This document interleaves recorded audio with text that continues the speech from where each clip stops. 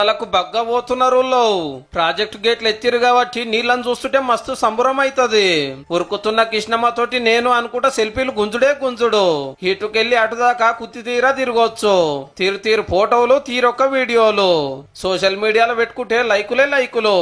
ఫ్యామిలీతో వచ్చామండి. ఇప్పుడు చాలా బాగుందండి, చూడడానికి కూడా బాగుంది.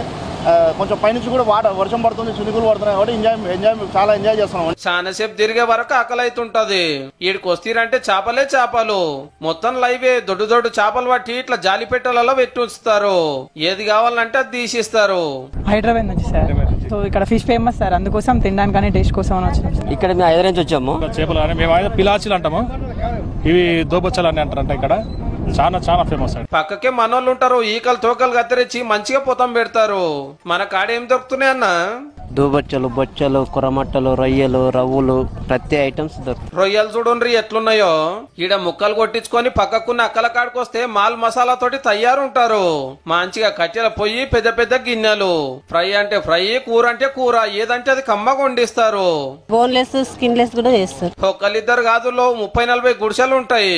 కిలకింత అని తీసుకుంటారు. మసాలాలు దుకాణాలలో ఉన్నాయి కావు, ఇంట్లోనే తయారు చేసుకుంటారట.